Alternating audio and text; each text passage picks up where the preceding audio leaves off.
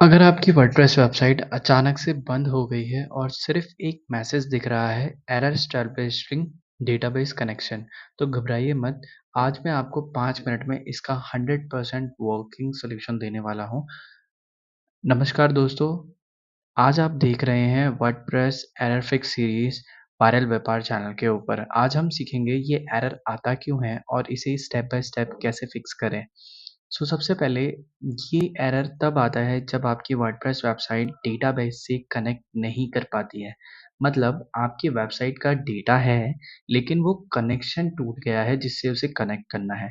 तो इसको सबसे पहले कैसे रिज़ॉल्व करेंगे? तो सबसे पहला सॉल्यूशन है, सब अपनी होस्टिंग के फाइल मैनेजर में आ जाइए। जो भी आपका डोमेन है वो सेलेक्ट कर लीजिए, यहाँ से फाइल मैनेजर को सेलेक्ट कर लीजिए और यहाँ से इसको ओपन कर लीजिए। तो आपका कुछ इस तरीके का पब्लिक एचटीएमएल यहाँ पर जो ये पेज है ये ओपन हो जाएगा।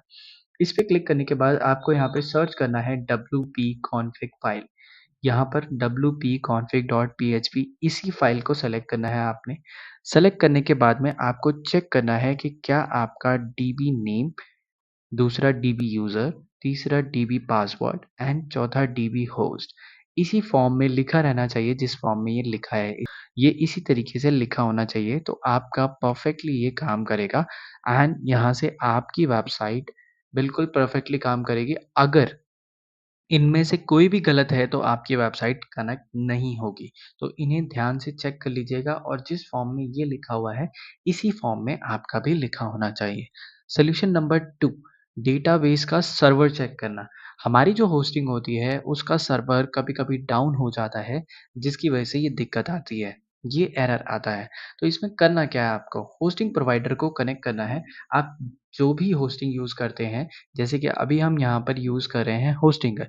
तो इनके जो होस्टिंग प्रोवाइडर्स हैं, उनसे आप डायरेक्टली चैट कर सकते हो और वहाँ पर जाके उनको सवाल पूछ सकते हो कि क्या मेरा माइस्क्वल सर्वर वर्किंग है या नहीं?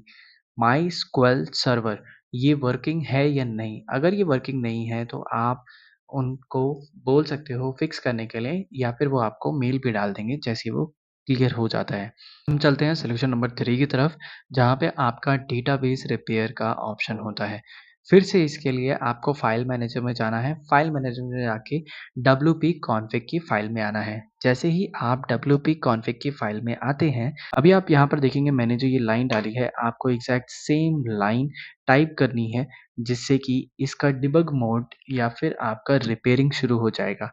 फिर आपका जो भी डोमेन है, आप उसमें जाएँगे, वहाँ पर आपको एक और प्रॉम्प्ट लिखना है जो कि मैं आपको डिस्क्रिप्शन में भी दे दूँगा, वहाँ से आप निकाल सकते हैं। और पूरा लिखने के बाद में आप अपनी साइट पर देखेंगे, वहाँ पर आपको रिपेयर डेटाबेस का ऑप्शन दिखाई देगा। आपने डायरेक्टली उसको क्या करना है, उसके ऊपर ये चीज़ क्लिक करनी है। जैसे ही वो ठीक हो जाता है, उसके बाद आपने क्या करना है, यहाँ से इस लाइन को रिमूव कर देना है। एक बार आप चेक करेंगे लिखने के बाद में, फिर आपका ये यहाँ से रिमूव करने के बाद इसे सेव कर देंगे। जैसे ही आप इसे सेव करते हैं, तो फिर आपकी जो साइट है, वो ऑटोमैटिकली वापस लाइव आ जाएगी। मतलब कि आपका ये एरर रिपेयर हो जाएगा, आपका डेटाबेस रिपेयर हो जाएगा और एरर ठीक हो जाएगा। काम होने के बाद ये लाइन रिमूव करना मत भूलना, वरना आपका debug repair database mode on रहेगा। चलिए, चलते हैं आप सॉल्यूशन नंबर 4 की तरफ, वेबसाइट ओवरलोड फिक्स। हमारी जब आपकी वेबसाइट पर बहुत ज़्यादा ट्रैफ़िक आ जाता है, तो भी ये इश्यू आ सकता है। तो इसके लिए आपको क्या करना है, आपको अपनी साइट पर आ जाना है। यहाँ पर आके आपको ऐड न्यू प्लगइन, यहाँ प्लगइन पे क्लिक करके ऐड न्यू प्लगइन पे क्लिक करके यहाँ पर आपको आने के बाद में आपको यहाँ पे टाइप करना है, कोई भी कैशे प्लगइन आप डाउनलोड कर सकते हैं। आप कौन-कौन से ले सकते हैं, मैं आपको रिकमेंड कर देता हूँ। ये बेस्ट प्लगइन्स होते हैं अगर आप इन्हें यूज़ करते हैं।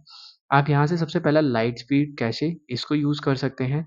इसके अलावा डब्ल्यू3 टोटल कैशे इसको भी यूज़ कर सकते हैं एंड डब्ल्यूपी फास्टेस्ट कैशे ये बहुत पुराना प्लगइन है और बहुत अच्छा हेल्प करता है। तो ये आप ले सकते हैं, ये भी लाइट वेटेड प्लगइन है। तो ये तीनों प्लगइन्स आप यूज़ कर सकते हैं। इसके अलावा आप सीडीएन यूज़ कर सकते हैं। तो सीडीएन यूज़ करने के लिए मैंने आपको यहाँ पर क्लाउडफ्लेयर का रिकमेंडेशन दिया है। आप यहाँ पे क्लाउडफ्लेयर से अपनी जो भी एसएसएल सर्टिफ़िकेट या एसएसएल लगाते हैं, आप ये लगा दीजिए तो ये आपको free of cost CDN provide करते हैं and it's a world best और फास्टेस्ट सीडीएन है, जो कि आपकी वेबसाइट की स्पीड भी इंक्रीज़ करेगा और आपको काफ़ी तरह के सिक्योरिटी थ्रेट से भी बचाएगा। तो आप इसका यूज़ कर सकते हैं। नेक्स्ट आप अपनी होस्टिंग के अलावा कोई दूसरी होस्टिंग या उससे बेटर होस्टिंग पर शिफ्ट कर सकते हैं।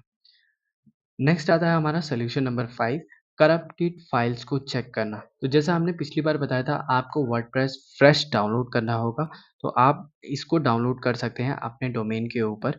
तो आपको पूरा का पूरा जो वर्डप्रेस है वो दोबारा डाउनलोड करके दोबारा डालना होगा अपना वर्डप्रेस पे, या फिर आप वन क्लिक में भी इंस्टॉल कर सकते हैं। याद रखिएगा, अपनी पुरानी फाइल्स का बैकअप ज़रूर कर लीजिएगा, मतलब कि अपने फ़ोल्डर्स का पूरा-पूरा डोमेन आपको दोबारा से करना है।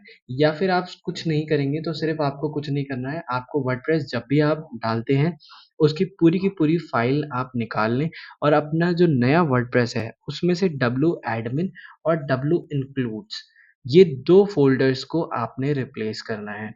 wp admin and wp includes, बस आपने इन्हीं 2 फ़ोल्डर्स को रिप्लेस करना है अपनी नई फ़ाइल्स के साथ में, बाकी सारा जैसे पड़ा हुआ है वैसे ही रखना है, आपको इसमें छेड़खानी नहीं करनी है, अदरवाइज़ आपका वेबसाइट का एरर बढ़ भी सकता है। तो दोस्तों, अगर आपकी वेबसाइट पर एरर एस्टैब्लिशिंग डेटाबेस कनेक्शन आ रहा है, तो ये 5 स्टेप्स फ़ॉलो करें, 99% केस में आपका इश्यू फिक्स हो जाएगा। अगर वीडियो हेल्पफुल लगा हो तो लाइक करें और ऐसे ही वर्डप्रेस टिप्स के लिए सब्सक्राइब ज़रूर करें। नीचे कमेंट करके बताएं आपका इशू किस स्टेप से फिक्स हुआ।